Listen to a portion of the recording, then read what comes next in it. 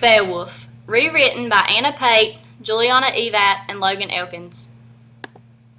There once was a fearsome monster named Grendel who descended from a pair of monsters born of Cain.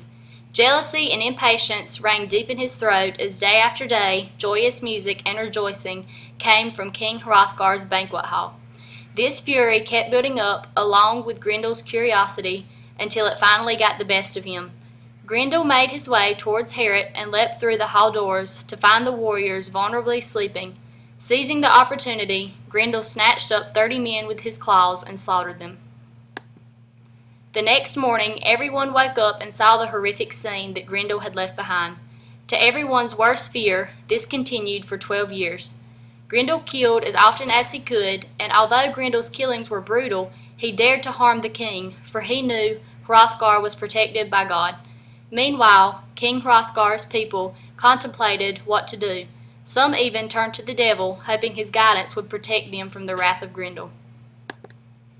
Across the sea, in the land of the Geats, lived a warrior who was stronger than anyone else in the world. His name was Beowulf, and after hearing about the terrors that the people of Heorot were facing, he decided that it was his duty to aid them in getting rid of this monster. Beowulf gathered 14 of his strongest men and started a voyage towards Heorot.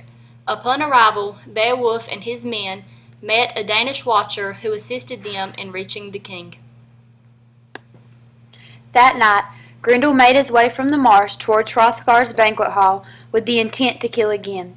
He snatched open the doors to the hall and to his approval found countless soldiers sleeping.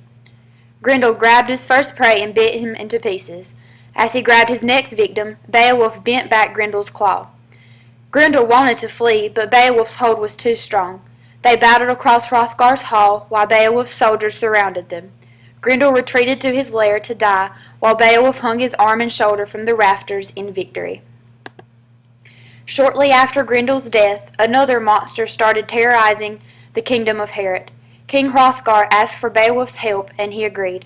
Beowulf arrived at the marsh, and, after swimming through the water, he was grabbed by Grendel's mother. At first, he tried to use his weapon, but it failed him and broke mid-battle. He began to use the strength in his hands to fight Grendel's mother, but he became weaker and weaker as the battle continued. Just as Beowulf believed he was being defeated, a bright light shone and revealed a heavy sword hanging on the wall. Using the remainder of his strength, Beowulf cut her neck, winning the battle. However, he still had one last duty. He found Grendel's body, cut off his head, and traveled back through the water to his soldiers victoriously. In one hand was Grendel's head, and in the other was the giant's sword. Once he returned to the kingdom, they rejoiced, and he was showered with praise and glory.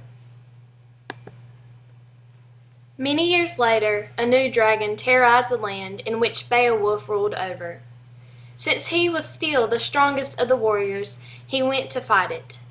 The dragon came charging at him, and Beowulf fell back, and his sword broke. Seeing how intimidating the dragon was, all the soldiers fled except for Wiglaf. He saw Beowulf losing his strength and knew that he could not leave him.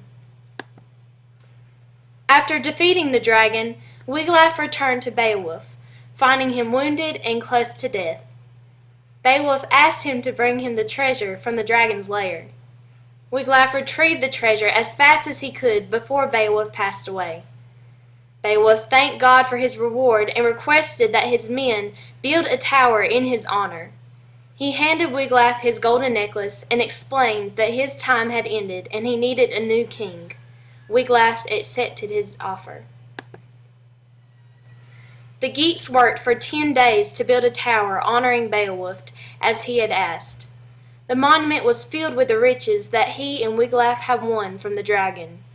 The treasures were buried forever and never to be used by any other man.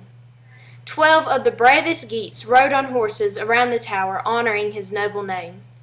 Beowulf's followers mourned his death, and it was said that no greater king ever lived.